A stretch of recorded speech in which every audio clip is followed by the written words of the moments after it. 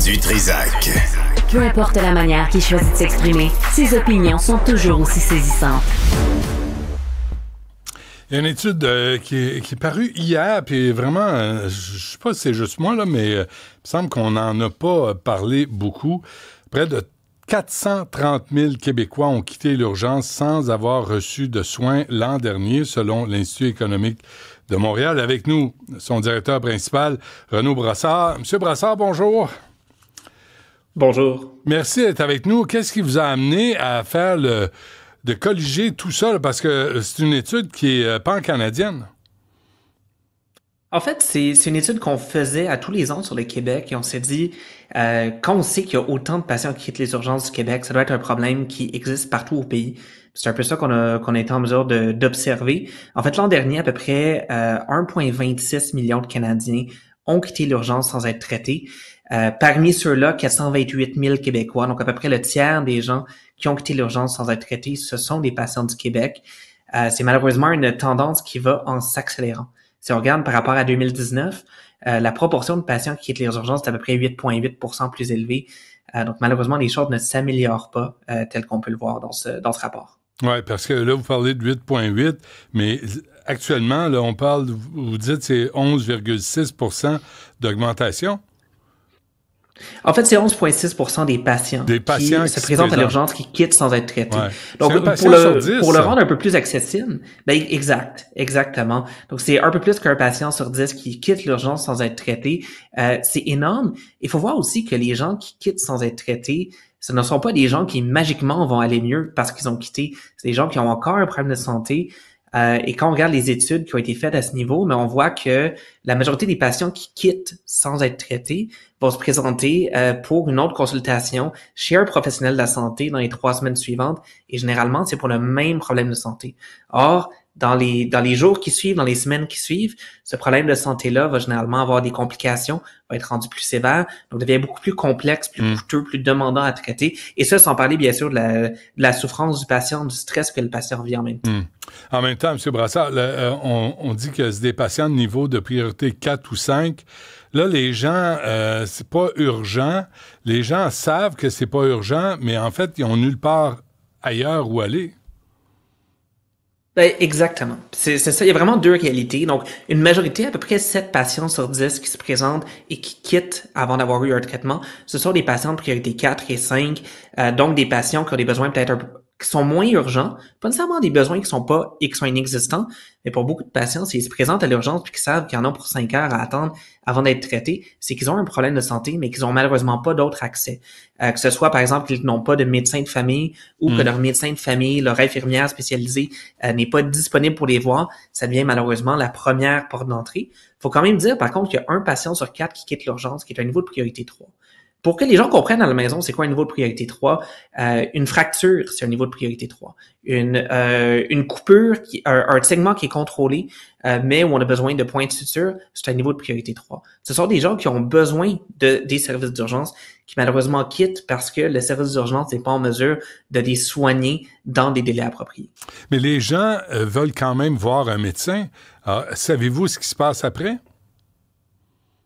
Ben, en fait, là-dessus, le gouvernement du Québec ne suit pas nécessairement qu'est-ce qui se passe pour chacun de ses patients, mais il y a des études qui sont penchées là-dessus, puis comme je vous disais, la majorité des patients qui quittent sans avoir été traités vont revenir consulter un autre professionnel de la santé. Ça peut être soit dans des salles d'urgence, mais ça peut être aussi leur médecin de famille, une infirmière praticienne spécialisée, d'autres professionnels dans les semaines qui suivent. Et justement, ils vont y aller avec des complications.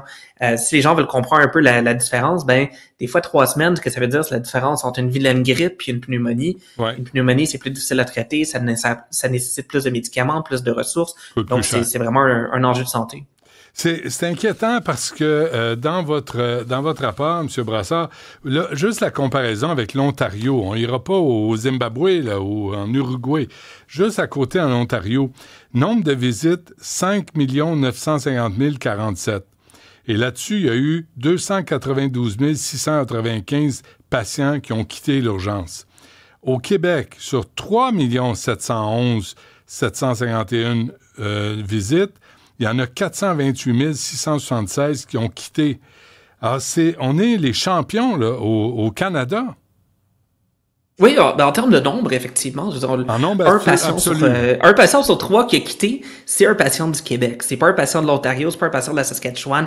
Même si l'Ontario est beaucoup plus populeuse, elle réussit à traiter plus rapidement ses patients.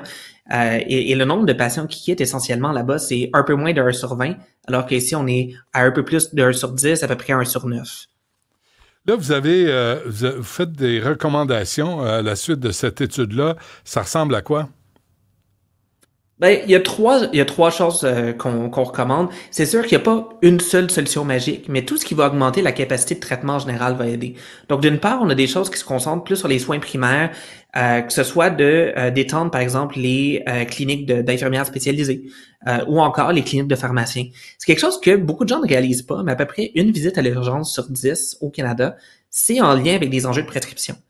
Ces gens-là s'en vont pas à l'urgence parce que ça leur tente d'aller à l'urgence. C'est parce que, malheureusement, ils n'ont pas d'autre accès.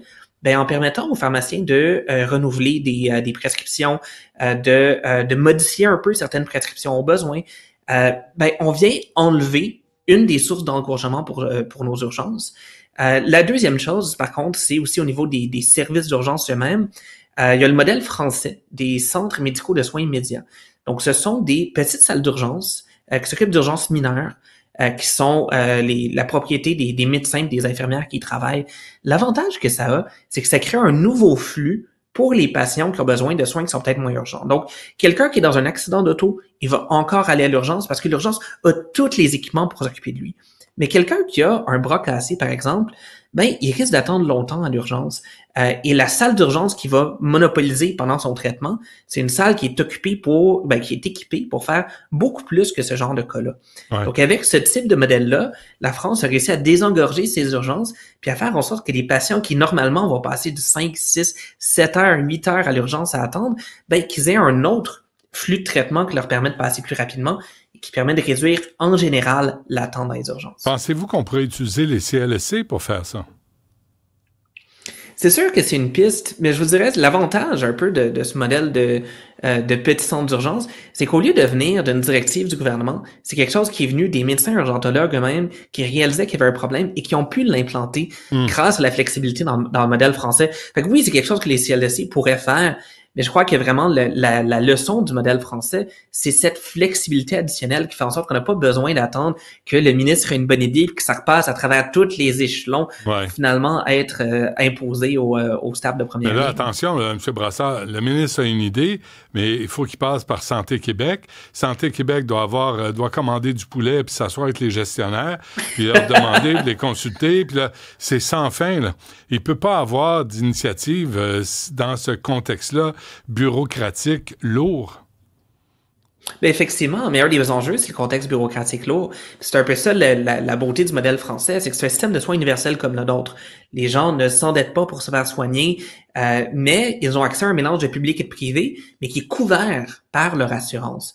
C'est quelque chose que les gens ne savent pas, mais 55% des opérations en France sont faites dans des hôpitaux privés. Mais le patient ne sait pas si c'est un public ou un privé, simplement parce que lorsqu'il se pointe, il présente sa carte de santé, puis c'est couvert par sa carte de santé, de la même façon que si elle est dans l'hôpital public. Est-ce que l'intervention coûte plus cher que si ça avait été fait au public? Non, absolument pas. Je pense que c'est un point qui est important, effectivement. Ce qui est fait, c'est que c'est un remboursement équivalent qui est offert, que ce soit au public ou au privé. Essentiellement, l'argent suit le patient. Donc, si ça coûte, disons, $100 s'occuper d'un bras cassé au public, et que le privé est en mesure de dire, écoutez, pour $100, on peut s'occuper d'un bras cassé, le privé va recevoir le 100$. Ouais. Tout dépendant de là où le patient va. C'est l'avantage de ce type de modèle-là, qui est universel, mais qui permet un peu plus d'initiatives comme ce qu'on voit en France versus... Et pourquoi ça se fait pas? Je dirais une bonne partie vient de peut-être la mentalité qui est au ministère ou à Santé Québec. Comme vous le dites, c'est une mentalité qui est très bureaucratique. Il faut que ça passe par tous les niveaux. Il faut qu'on convainque les gestionnaires. Il faut qu'on convainque les sous-gestionnaires, les sous-comités. À Mané, c'est un peu ça qui tue l'initiative. Qu'on a une structure qui est très bureaucratique, très centralisée. Tout part d'en haut, puis prend beaucoup de temps à descendre en bas, parce que quand on a une structure qui est décentralisée, il y a des idées qui partent d'en bas, puis qui peuvent être implantées, qui peuvent être essayées, qui des fois ne vont pas fonctionner, mais au moins qui ont le mérite d'être essayées, puis de commencer à régler des problèmes. Moi, j'ai une idée, en conclusion, M. Brassard, là, je lance l'idée de même, là, mais dans les urgences, là, et s'il y avait plus de médecins? S'il y en avait comme 3 4, tu sais, faire un miracle, là, révolutionner le système de santé, puis avoir 3 4 médecins en tout temps. Puis là, tu sais, moi, entendre, le médecin est occupé, là, il est en train de gérer une crise cardiaque, je comprends qu'il va me faire attendre. Mais pourquoi il y en a juste un? Pourquoi c'est acceptable qu'il y ait un médecin à l'urgence? Effectivement. Mais c'est sûr, on a besoin de plus de médecins. Mais si on veut avoir plus de médecins, ça prend 10 ans de les former. On peut pas régler, on peut pas attendre 10 ans avant de régler un problème comme l'attente à l'urgence puis le nombre de patients qui quittent. Fait qu'au moins, en attendant d'avoir certaines de ces initiatives-là, que ce soit de donner un peu plus de pouvoir aux infirmières praticiennes spécialisées, un peu plus aux pharmaciens, mais d'essayer des nouveaux modèles aussi, comme les centres médicaux de soins immédiats. Ouais. C'est une de ces façons qu'on peut prendre les ressources qui existent, mais en faire un peu plus, puis en faire un peu mieux avec ce qu'on a. Les infirmières praticiennes spécialisées dans le Devoir cette semaine disaient il n'y a pas de job. Puis si je travaille pas au public, il faut que je rembourse ma bourse de 60 000 $. C'est qui les cabochons qui ont géré ce programme-là? Il y a un besoin d'infirmières, mais là, c'est parce que on ne sait pas où les placer. Puis là, tout à coup, c'est sacramouille qu'on est tout croche. Malheureusement, oui, mais c'est un peu l'enjeu aussi avec cette gestion centralisée. C'est justement qu'on se ramasse à avoir certains gestionnaires dans les établissements, dans les ministères, dans Santé Québec qui disent, on prévoit qu'on va avoir besoin de tant d'infirmières dans 5 ans, alors que souvent, on n'en a aucune idée exactement du nombre d'infirmières dont on aura besoin dans 5 ans, du nombre de médecins dont on aura besoin dans 5 ans. Oui, mais Renaud Brassard, on peut lire l'étude sur le site de l'Institut économique de Montréal. C'est vraiment intéressant et on est très fiers d'être la province où il y a le plus grand nombre, en chiffre absolu, de patients qui quittent l'urgence sans voir un médecin à travers le Canada. Félicitations à tout le monde et au Collège des médecins, aux spécialistes qui sont en grève présentement, puis aux médecins de famille. Vraiment, là, tout le monde travaille pour les patients. Je pense pas, hein? Malheureusement, non. Merci, M. Brassard. À la prochaine.